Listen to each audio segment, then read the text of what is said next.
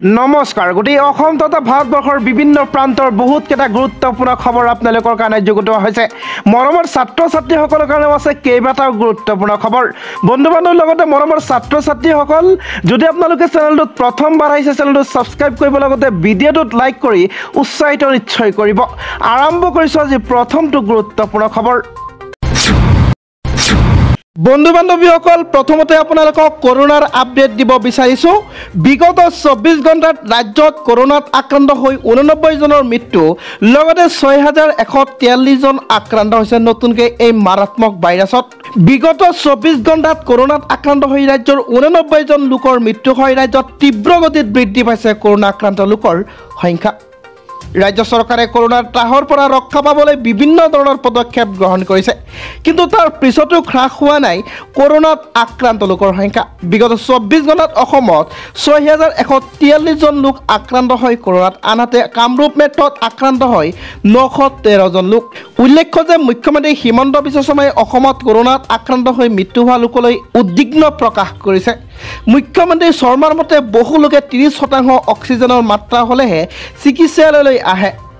শৰ্মাই ৰোগীসকলক অক্সিজেনৰ মাত্ৰা 90% হ'লেই চিকিৎসালয়লৈ আহিবলৈ আহ্বান জনায় বন্ধু বান্ধৱীসকল এটা বহুতে গুৰুত্বপূৰ্ণ খবৰ আমাৰ অসমত দিনে দিনে বৃদ্ধি পাইছে কৰোনাত মৃত্যুৰ লগতে আক্ৰান্তৰ সংখ্যা ক'ত যে ইম্প্ৰুভ হৈছে আমি কিন্তু এতিয়ালৈকে চাব পৰা নাই আপোনালোকৰ যদি কিবা মন্তব্য আছে ভিডিঅ'টো কমেণ্টত জনাবলৈ নেপাহৰিব আগবাঢ়িছো আজিৰ পৰৱৰ্তী গুৰুত্বপূৰ্ণ খবৰ ফালে বন্ধু বান্ধৱীসকল দেশৰ কৃষকসকলৰ কাৰণে এটা বহুতে গুৰুত্বপূৰ্ণ খবৰ বহুতে ভাল খবৰ কৃষকসকলৰ পক্ষত কেন্দ্ৰৰ ঐতিহাসিক সিদ্ধান্ত এতিয়া ডিএপি হাৰৰ প্ৰতিটো মোনাত 1200 টকাৰ ৰাজসাহায্য লাভ কৰিব কৃষকসকলে কেন্দ্ৰীয় চৰকাৰে কৃষকসকলৰ সপক্ষে এক ঐতিহাসিক সিদ্ধান্ত গ্ৰহণ কৰি সিদ্ধান্ত লৈছে যে ডিএপি হাৰৰ এটা মোনা এতিয়া কৃষকসকলক 1200 টকাৰ পৰা ৰেহাই দিয়া হ'ব প্ৰধানমন্ত্ৰী শ্ৰী নৰেন্দ্ৰ মোদীৰ অধ্যক্ষতাত অনুষ্ঠিত এক উচ্চ পৰ্যায়ৰ বৈঠকত ডিএপি হাৰৰ ওপৰত ৰাজসাহায্য 140% বৃদ্ধি কৰাৰ সিদ্ধান্ত লোৱা হয় ই কৃষকসকলক 1200 টকাত 2400 টকাত ডিএপি হাৰৰ মোনা দিব অৱশ্যে এই সিদ্ধান্তৰ বাবে কেন্দ্ৰীয় চৰকাৰে ৰাজসাহায্যত অতিৰিক্ত 14775 কোটি টকা ব্যয় হ'ব এতিয়ালৈকে কৃষকসকলে ডিএপি হাৰৰ মোনা এটাত 500 টকাৰ ৰেহাই লাভ কৰিছিল ফসফৰিক এচিড এমনিয়া হাৰ ব্যয়বহুল হওয়াৰ পিছতো পুৰনি হাৰত পোৱা যায় হাৰৰ মূল্য সন্দৰ্ভত এক উচ্চ পৰ্যায়ৰ বৈঠকত প্ৰধানমন্ত্ৰী মোদীয়ে ফসফৰিক এচিড এমনিয়া বৰ্ধিত মূল্যৰ বাবে হাৰৰ মূল্য বৃদ্ধিৰ বিষয়টো আন্তঃৰাষ্ট্ৰীয় পৰ্যায়ত আলোচনা কৰে তেওঁ কয় যে আন্তঃৰাষ্ট্ৰীয় মূল্য বৃদ্ধি হোৱা সত্ত্বেও কৃষকসকলে পুৰনি হাৰত হাৰ লাভ কৰিব লাগে তাৰ পিছত ডিএপি হাৰৰ ৰাজসাহায্য প্ৰতি টোপোলাত 500 টকাৰ পৰা 140% বৃদ্ধি কৰি 1200 টকালৈ বৃদ্ধি কৰাৰ সিদ্ধান্ত লোৱা হৈছে অৰ্থাৎ কৃষকসকলে এতিয়া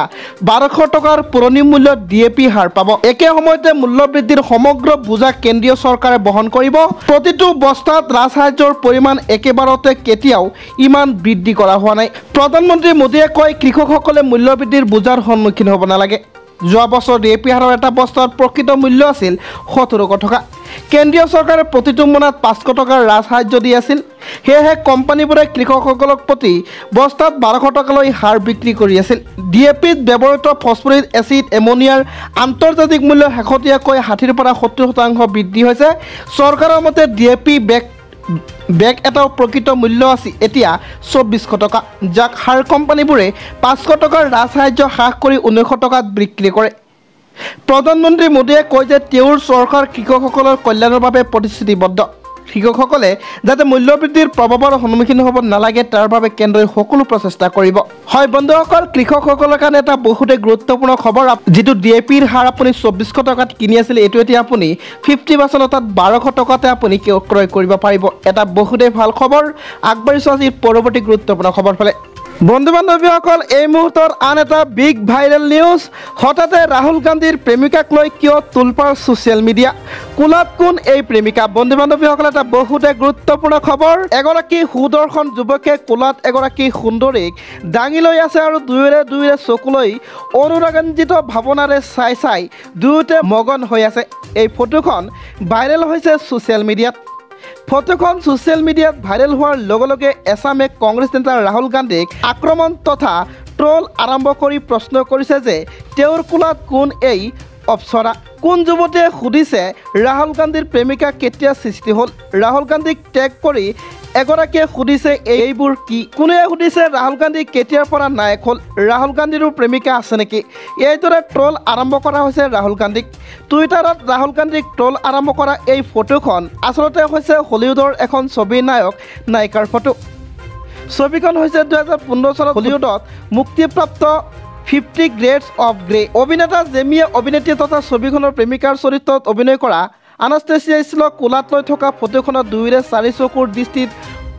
অৱগাহন কৰি থকা হৈছে ছবিখনত নায়কৰ চৰিত্ৰত অভিনয় কৰা হলিউডৰ অভিনেতা জেমি ডননকে বহুতে ৰাহুল গান্ধী বুলি ভুল কৰি অথবা কিছু ইচ্ছাকৃতভাৱে ৰাহুল গান্ধীক ট্ৰল কৰাৰ মানসিকতাৰে ছ'চিয়েল মিডিয়াত ফটোখন ভাইৰেল কৰিছে ফটোখনত জেমিৰ সৈতে ৰাহুল গান্ধীৰ চেহেৰাৰ যথেষ্ট মিল দেখা গৈছে কংগ্ৰেছ নেতা ৰাহুল গান্ধীক ট্ৰল কৰি কোনোৱে কৈছে ৰাহুল গান্ধীৰো প্ৰেমিকা আছে মোৰহে নাই এগৰাকীয়ে ৰাহুল গান্ধীক টেগ কৰি কৈছে এইবোৰ কেনেধৰণৰ ব্যৱহাৰ বন্ধু বান্ধৱীসকল এই ছবিখন আপোনালোকে নিশ্চয় দেখা পাইছে ছবিখনত একেবাৰে ৰাহুল গান্ধীৰ নিচিনাই দেখা গৈছে এই অভিনেতাজনক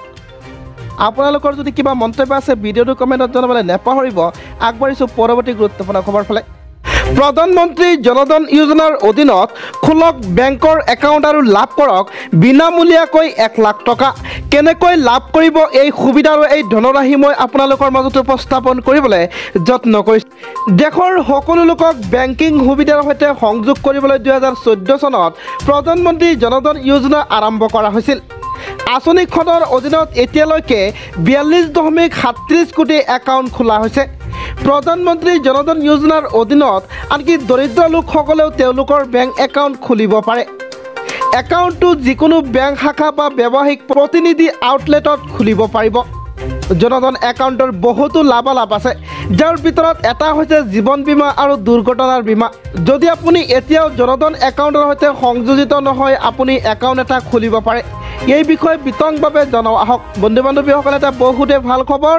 1 লাখ টকাৰ দুৰ্ঘটনা বীমা উপলব্ধ আছে প্ৰধানমন্ত্ৰী জনধন যোজনাৰ অধীনত একাউণ্ট খোলাটোৱে 1 লাখ টকালৈকে বিনামূলীয়া দুৰ্ঘটনা বীমা প্ৰদান কৰে ইয়াৰ উপৰিও এই একাউণ্টটোৱে 30,000 টকাৰ দুৰ্ঘটনাজনিত মৃত্যু বীমা আৱৰণো প্ৰদান কৰে এই বীমা জনধন একাউণ্টৰ বাবে উপলব্ধ ৰূপী আৰু ডেবিট কাৰ্ডত উপলব্ধ অৱশ্যে ইয়াৰ বাবে যোগ্যতাৰ চৰ্তাৱলী পূৰণ কৰাৰ প্ৰয়োজন প্ৰিমিয়ামটো ভাৰতীয় ৰাষ্ট্ৰীয় পৰিশোধ নিগমে পৰিশোধ কৰে এই লাভালাভবোৰ প্ৰাপ্ত কৰিবলৈ জনধন একাউণ্ট খুলিব লাগে বন্ধু বান্ধৱীসকল একাউণ্টত ন্যূনতম বেলেঞ্চ ৰখাৰ কোনো অসুবিধা নাই সঞ্চয় একাউণ্টৰ সমান দ্ৰুত প্ৰাপ্ত